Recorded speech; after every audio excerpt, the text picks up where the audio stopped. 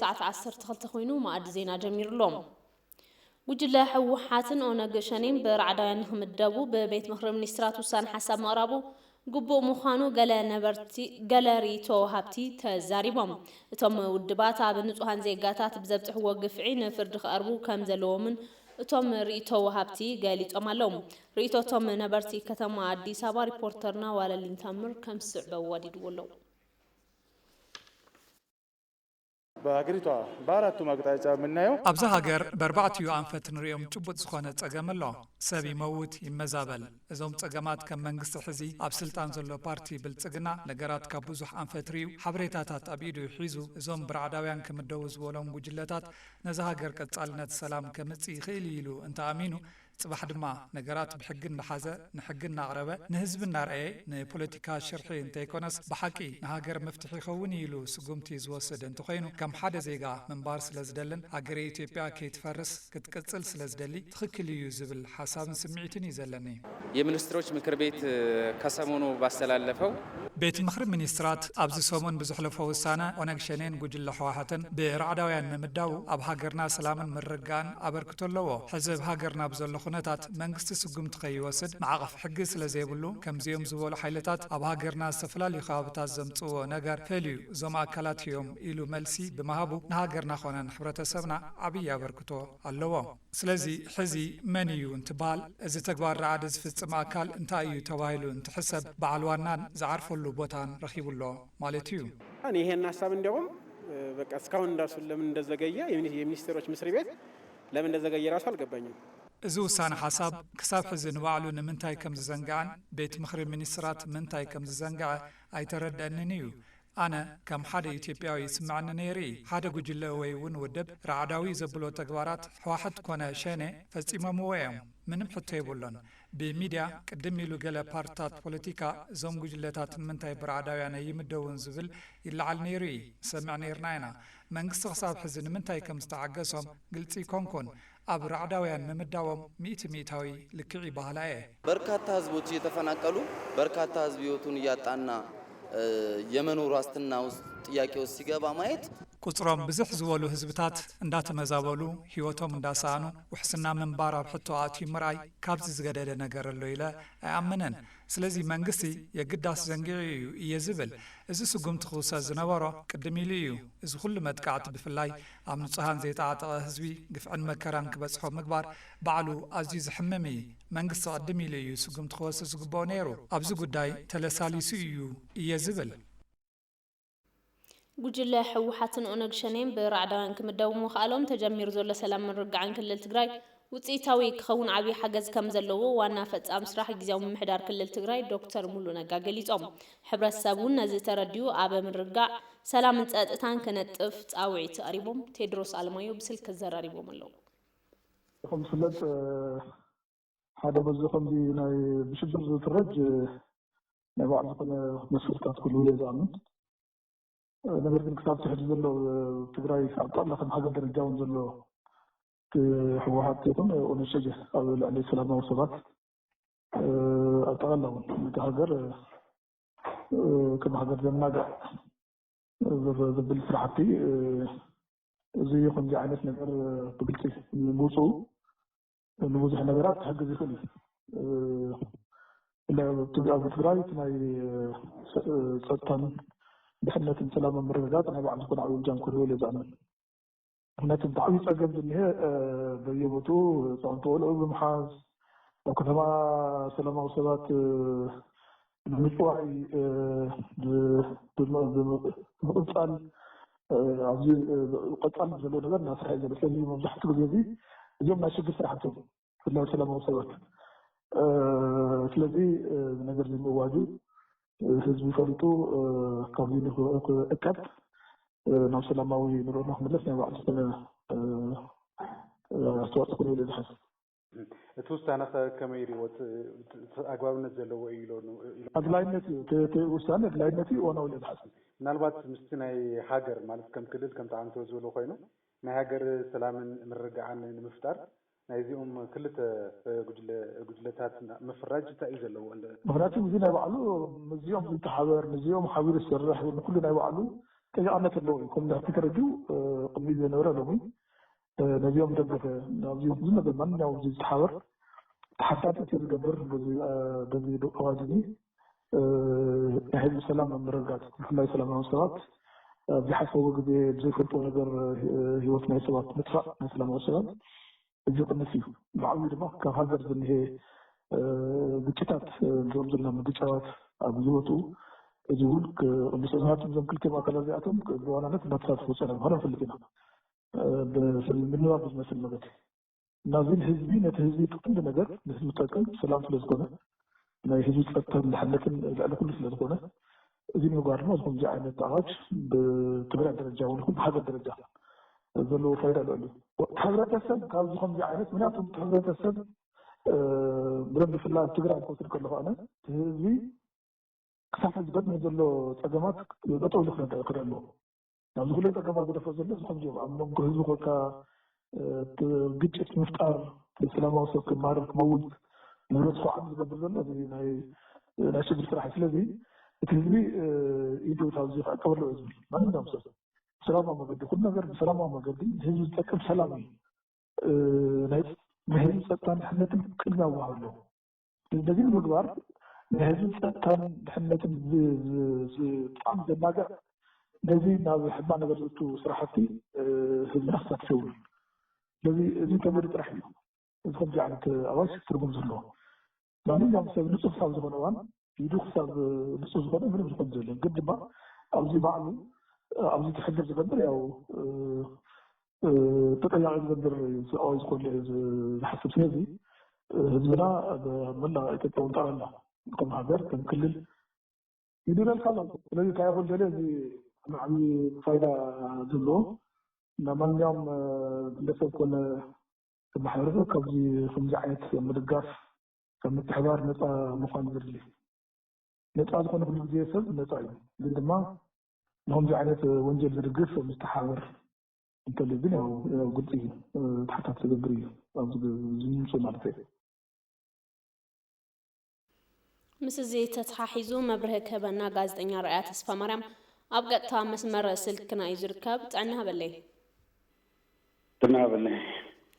شمو كم تقدم لنا زرعنا يو وجود له وحاتن ونقشنين برعدوان كم زمدو بيت مخرب منسترات فيدار قليت يومو أقباب النتن تخكلنيا النتن زوسانا كم يمزريبو بتعمل صبغ بسلماي زين دوم وساني ومن وساني حساب بتعمل دوم قويو مغنياتهم دارقا حمشت شدشتوحي عب تقراين إثيوبيان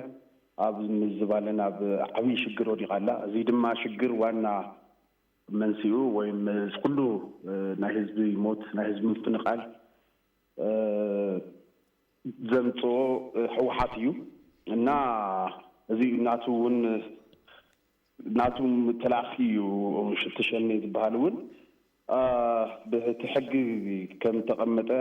بتجبر شبرا مالت بعواج حدشين حدا ميتين طبعا شدشتان هزبار كنتشن أكثر تغلته بعنكت سلسته بزرزر قميتهم ولا عواج أنا بزي حق مسرت ناي مستروش مكربيت زي موصو تخكلنا عقواب نيو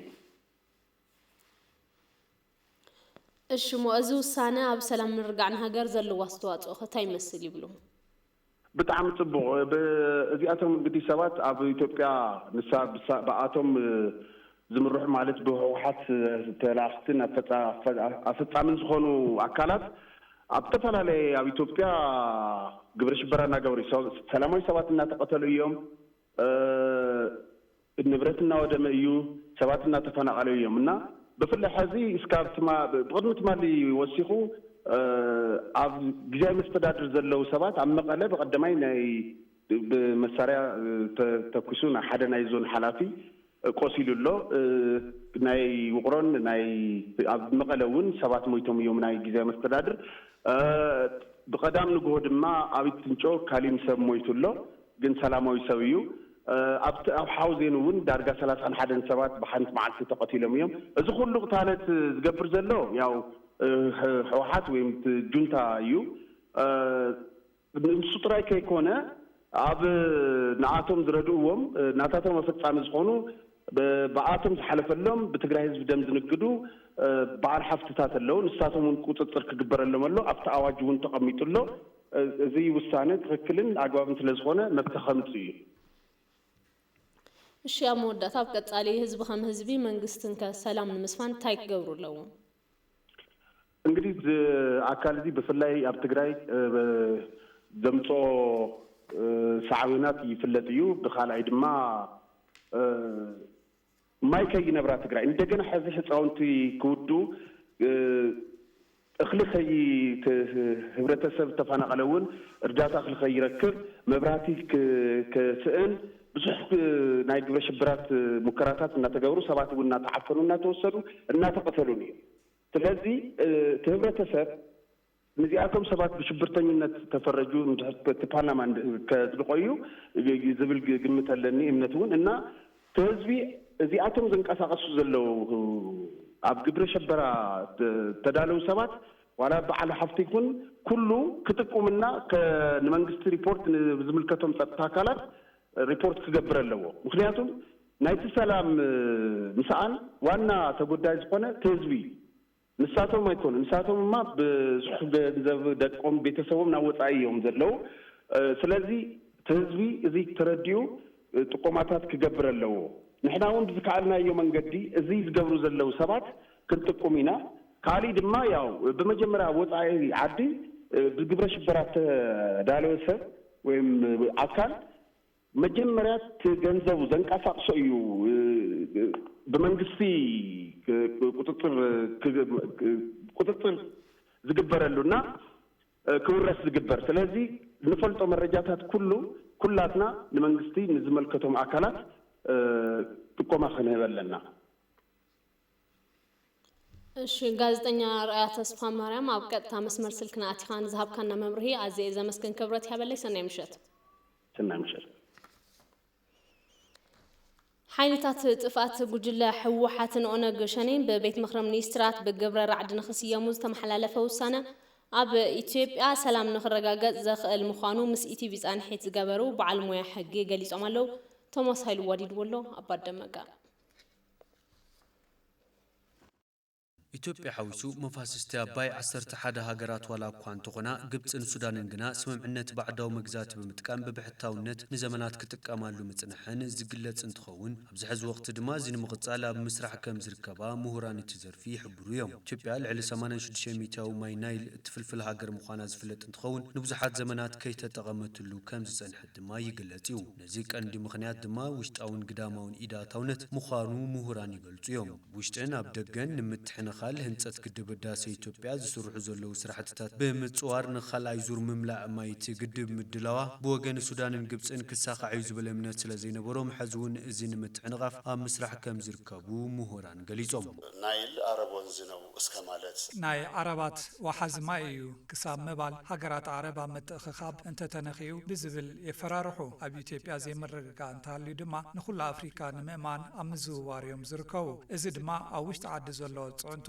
بصنعت بمحلاف صنت عالم لخا بمتصوار ابزخت بتصحيا ايلوم حسيبون عميتومن ايفولتون ጥቅምሽ አንቺ ከውሃጋ ከሆነ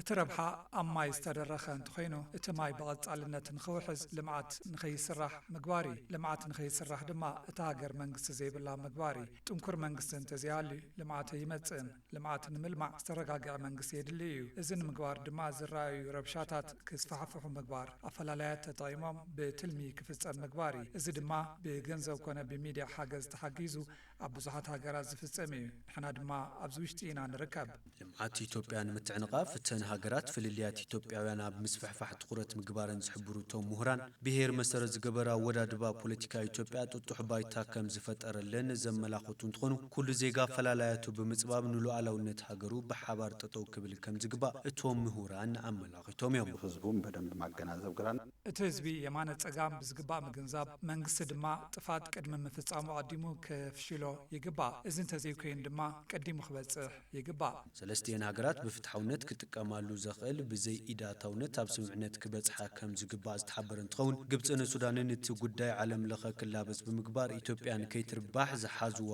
ተሓሳስባ ኣብ ምፍሻል ከም ዝርከብ እቶም ምሁራን ገሊጾም የአፍሪካን ጉዳይ በአፍሪካ መፍታት ነው። ስለዚህ ናይ አፍሪካውያን ጉዳይ በአፍሪካውያን ይኸረ ዝግብኦ ብመሰረት ሕቡራት መንግስታት አንቀጽ 33 ዝኾነ ጸገም እንተጋጥም በቀዳምነት ብኸባቢያዊ ብኢጋድ ወይ ድማ ብሕብረት አፍሪካ እዩ ክረ ዝግብኦ እዚ ድማ ኢትዮጵያ ክኸውን ከም ዝግባእ ተኣምን እያ። አስተባባሪዎቹ ሚና ኖሯቸው የነሱን እቶም መተሓባበርቲ ናታቶም ድሌት የማልኡ እዮም ብዝብል እዮም ገይሮሞም። አፍሪካ ሕብረት ግና እዚ ኣይገበረን ኣብ ፍትሓውነትን ማዕርነትን ጠጠው ስለ ዝበሉ እዮም ዘይደልይዎም። ልዕሊ 65% ዜጋታት ኢትዮጵያ ግልጋሎት ኤሌክትሪክ ንከይረኽቡ ካብ ምግባሩን ላዕሊ ኢንዳስትሪታት ንከይስፋሕፍሑ ብምድራት ምኽንያት ድኽነት ብምዃን ማሕለኻ ከም ዝኾነ ድማ ተሓቢሩ እዩ። በቤት ምክር ሚኒስትራት ኣብ ልዕሊ ጉጅለ ሕወሓትን ኦነግ ሸኔን ተመሓላለፈ ውሳነ ቅንዑን ክሳብ ሕዚ ክዝንግዕ ዘይግባውን ጉዳይ ምዃኑ ኣብ ወንበር ውድበት ዴፓ ዶክተር አረጋው በርሀ ገሊጾም። ዶክተር አረጋው ወሲኾም እዚ ውሳነ ንሰላም ምርጋዕን ሃገር ዓብዪ ኣበርክቶ ከም ዘለዎ ተዛሪቦም ኣለዉ። ቴድሮስ ኣለማዮ ብስልኪ ዘራሪቦም ኣለዉ። ናይ ቤት ምክሪ ሚኒስትራት ወሲንዎ ዘሎ ውሳኔ ሓሳብ ናይ ህወሓት መራሕትን ናይ ሸኔ ሽብርተኝነት ደምዲሙ ዘሎ ሽብርተኛታት ከም ዝኾኑ ደምዲሙ ኣሎ። እዚ ምዳን እዚ ትክክል እዩ። ንምንታይ እንተተባሃለ እዞም ሰባት እዚኣቶም ብሕጊ ኣይንግዛእን ብሕጊ ሕጊ ኣይንመሓዳደርን ብጉልበትና ኢና ንመሓደር ኢሎም ንሕገ መንግስቲ ሒሶም ብዙሕ ተግባራት እዮም ኣካይዱ። ካብቲ ዘካየድዎ ተግባራት ንኣብነት ኣብ ትግራይ ኬድካ ናይ ባዕልኻ ምርጫ ምክያድ ሓደ፣ ክንግንፀል ኢና ካብ ኢትዮጵያ ምባል ክልተ፣ ብሳሳይ ደረጃ ከዓ ዝዓበየ ኣብ ልዕሊ መከላከያ ሰራዊት ናይ ኢትዮጵያ ዘርአዊ ዝኾነ መጥቃዕቲ ንምፍፃም ቅንዓት ከፊቶም እዚ የተጋሩ ፍልዮም ኣውፂኦም ኣብቶም ካልኦት ኢትዮጵያውያን ጥራሕ መጥቃዕቲ ንምፍፃም ብቀሊሉ ዝረአ ነገር ኣይኮነን። ካብ ሃገር ክሕደት ሓሊፉ ናይ ዘርአውነት መጥቃዕቲ ስለ ዝኒሄዎ ብጀኖሳይድ እውን ዘሕትት ጉዳይ እዩ። ስለዚ ምክሪ ሚኒስትራት ወሲድዎ ዝኒሄ ኣቋም ትክክል እዩ። ሓደ ካልኣይ ዘንጊሑ እውን እዩ ተኻይዱ ባህላዊ ዛሃብ ኢለና ኣሸበርቲ ምዃኖም ምግላፅ ብዙሕ መንገድታት ክረአ ይኽእል እዩ። ሓደ እቲ ህዝቢ ሽብር ምንም ከም ዘይጠቕሞ ልጥሞ እዞም ሽብር ዘካይዱ ዘለዉ ሰባት ዝፍቕሎም ወይ ከዓ ዝቃወሞም ጠጠው ተብሎም ብካዕ መንግስቲ ሓገዝ ዘይገብረሉ ንምግባር ግልፂ ነገር እዩ። እዚ ዓብዪ መረዳእታ እዩ። ካልኣይ እቲ ዓለም ለኸ ይታዘሉ እዮም ታሊሎም ዝኾነን ዝኾነን ሓሳባት ከንፀባረቑ ንሪኦም ኣለና ኢና። ዓለም ለኸ ሓይልታት ሽብርተኛ ጠፋይ ባህሪ ናይ ህወሓት ድህነት ከምኡ ናይ ሰጥዮም ኦም ዝገብርዎ ሓገዝ ተጠቅሙ ክገብሩ ዘኽእሉ ዝውሳነ እዚ ቅድሚ እውን ክገብር ነይርዎ። ስለዚ ብነገራት እዚ ብግልፂ ተፈሊጡ ብግልፂ ዘይምፍላጡ እዩ። ብሽሙ ሽሙ ዘይምልዓዓሩ እዩ ንብዙሕ ህዝቢ ኣደናጊሩ ዝኒሄ ቁም ነገር ይሰርሑ ከም ዘለው زمان الحدي كنت تفضل أنا عسى اليوم حول نتوطو بس حقهم جد ثم حدثت يلهم ركب إثيوبيا صوماليا نمتنخار كم سرحو بريزيدنت فورماجو أفليتهم أمبسادر إثيوبيا بصوماليا عبد الفتاح عبد الله دبدابش موتهم بريزيدنت صوماليا محمد فورماجو أقربهم بريزيدنت فورماجو أبت وان كم زبلو ركب كلتين هاجرات نمتنخار كم سرحو أفليتهم كابز حلفو زباو متحبارن استراتيجيكال محزنة نمتنخار كم سرحو مقلات أمون أقبال قال منغستي صوماليا لعلوان مخاري ميديا قدامي منيستر محمد إبراهيم معلمو قديتهم أمبسادر عبد الفتاح عبد الله دبدابي شموتهم أبز أقربلو وان كاب بريزيدنت هالورق زودي زتال أخامل اختين بريزيدنت فرماجو أقربهم ثم أمبسادر ركب إثيوبيا صوماليا متنخار أدلاي كم زخونن لو ألاونت كلتين هاجرات محلاون أدلاي كم زخونم أبريهم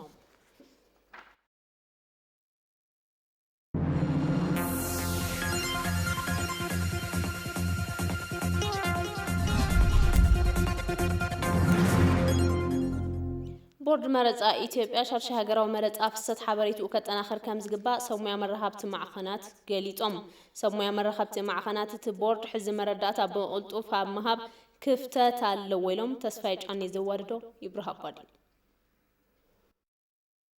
شرشا هاجراو مرزا كسالت أستات حدا ورحي ترفو مرزا بزملكت قلت النت زلو مرداتات نمركابة كابز حقزو مرخبت معقنات اتم كانديوم هاجراوي بورد مرزا دما نزوم حتوتات قلتوف ملسيناي مهاب حلاف النت زلو تكاليو بزمداي اتبورد ازدفلاليو سعرتات انا قبرا مخانو زقلتو سبمويا مرخبت معقن እኹል ከም ዘይኮነ ድማ ይገልጹ ከአማካሪው ጋር እንገናኛለን ጥያቄዎችም ይመለሳሉ ግን ምስ አማኻርቲ ንራኸቢና ሕቱታቱን ይምልሱ እዮም ግን ሕብረተሰብ ክንዲ ዝሓቶ ይኮነን ንሓተትና ዘሎ ምስልቻውን ክህሉ ይኽእል በብሰዓቱ ንቦርድ መረጻ መልሲ ሃበና ኢልካ ምሕታት ዘሰላሹ ክኾን ይኽእል እኔ ጠይቄ በፍጥነት መረጃ አገኛለሁ ኣነ ሓተ በቕልጡፍ መረዳእታ ይረክበ ግን ድማ ምስ ብዙሓት መሓዝቶይ እንተውግዕ መረዳእታ በቕልጡፍ ዘይረኽቡ መሓዝቶይ ምህላዎም የሰምዕ ስለዚ ብዙሕ ተዝብልን ምስ ሚድያ ዝሰርሑ ሰብ ሞያ ተዝበዝሑ ጸገማት ኣይም ተፈጠሩን ባህል እየ كم مرزا زبلو هاجراو زعباتات فسات مرداتا تنكر مقوار كم زقبا اون يوم اتوب سمويا وسيخم زحبرو مرجانا هون عالمن እየመራ ያለው መረጃ ይቀድማል መረዳእታ እዩ ዓለም እና መርሐ ዘሎ ድም ሓቂ ድማ ሓሶትዩ ዝቕልጥፍ ንምንታይ ሲ ተመላኽዒ ይዙረ ፍርቂ ሓቅሎ አራጉድካ አቀጻጽልካ ሽርሒ ዝስርሐሉ መረዳእታ ኣሎ እንደ ምርጫ ያሉ ሁኔታዎች ሴንሲቲቭ ናቸው ከም መረጻ ዝበሉ ሁነታት ተኳሳሕቲ እዮም ቅልጥፉን ተኸታታል ዝኾነ መረዳእታ መሃብ የድሊ ስለዚ ኣብ ዝተፈላለዩ ከባቢታት ዝስምዑ መረጻ ዝምልከቱ ዘይተጻራዩ መረዳእታታት ኣለዉ ስለዚ ነዚ ዘስተኻኽል ሚዛን ሒዝካ ምቕራብ ምኽኣል ዕድል ዝህብ እዩ ቦርድ መረጻ ብፍላይ ኣብ ማሕበራዊ ገጽ ዝፍንዎም መረዳእታታት ዝሓሸ ተግባር ምዃኑ ዝገልጹ እቶም ሰብ ሞያ ብኻልእ ወገን ድማ ቦርድ መረጻ ማእኸል ሚድያ ናይ ምጥያሽ ትልሚ ዋላ እንተነበሮ ዛጊድ ዘይምትግባሩ ተገሊጹ أبز قداي زي توسخ مبره زهابنا وانا سنة در يوتيوب اي تفريو أبابا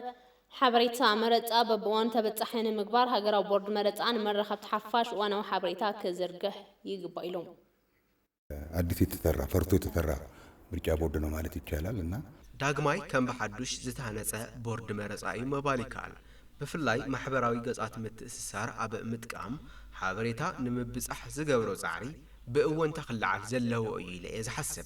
مخنياتو جيزيو ناي محبراوي قزعات متأسسار بسلا زخونة بمنقد فيسبوك تيليجرام بتويترن علتاو حبريتا ززرق حلو تنكارا أسرار حلو بخال قز من رغب تحفاش بمعلتو زلوون تقلب حبريتا نمملاس زلو مسرح والسننت كم زلوو زتعذب كونا قريب نقدميت إنهم محايشو كم زمزو تصفى قبر محبرة وقطعات متأثار مياوسنا مقبار مسارات جيرم كسرحو يقبع زبولو اي تفريو منقستون محبرة وقطعات متأثار حبريتا مهاب زلو خفتات كأرم يقبع لهم ማህበራዊ ድረገጾቹ ኃላፊነት አለባቸው ከመንግስት አካላት ብቻ አይደለም ማህበራዊ ገጻት ምትእስሳር ኃላፊነት አለዎም ሞያ መሰረት በመግባር ጥራሕ ክሰርሑ ይግባ በመንጽርዚ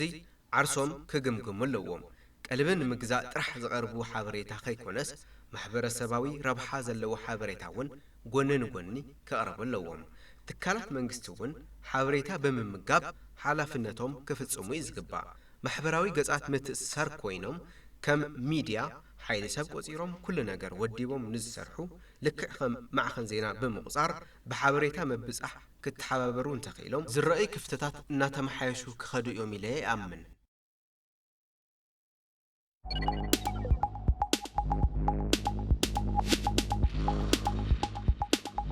بمراصاينت نممزغب زبقعو معقنتات ኢትዮጵያዊ ዜጋ እንተኾይኑ ኣብ ዕለት ምዝገባ ዕድሚኡ 18 ዓመትን ልዕሊኡን እንተኾይኑ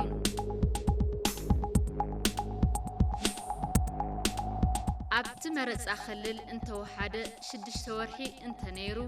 ብመራጻይነት ክምዝገብ ይኽእል እዩ بمراصاينت نممزغب زيبقعو معقنتات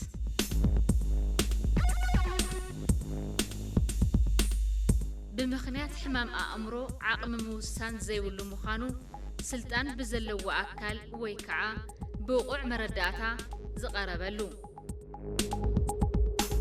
مسل ممراصو بحقي ويكعا بمسرت قبؤنت زلو وسان بيت فردي زتقدب سب بمراصاينت أي مزقبن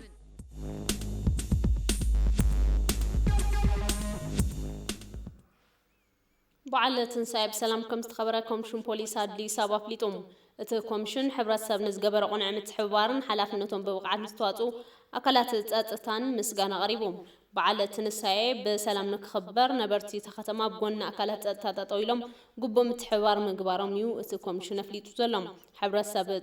تختمان مخبار أبز سرحو سراحة تتناخرون خغطلون كمشون بوليس أدليس أباتويعهم بمخنيات حدقات ترافيك بدرون معلتن اتبعال بزبطحو حدقاتات كل سوات هيوتهم كم زحلف زغلصت كوميشن مس تغبار غبن تتححزو دما كاب وترو زتفلي تغبار كم زي غاطمن اتبعال بسلام كم استخبرن غليطوم ابقصاي صطتان سلامن مخبار ابسرحو استفلاليو تغبارات حبرسب زغبرو زي تقطبم تحبارات تنخيرون خقصل صاوعيت مقرابو كابت كوميشن زرخبنيو حبريتام يرد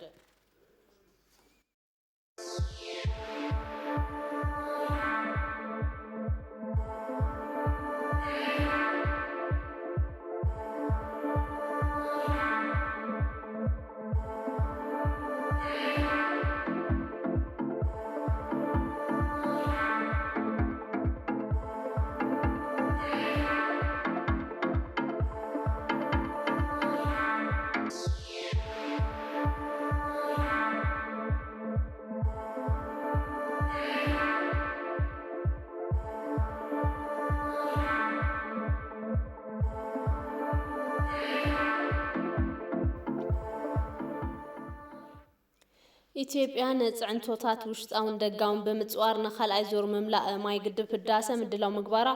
ግብጽን ሱዳንን ዘይተጸበይዎ ምንባሩ ምሁራን ገሊጾም መምላእ ማይ እቲ ግድብ ንኸይዕወት በወገን ግብጽ ዝተፈላለዩ ጻዕርታት ይግበሩ ምህላዎም እቶም ምሁራን ዝሓበሩ እንትኾኑ መንግስቲ ኾነ ህዝቢ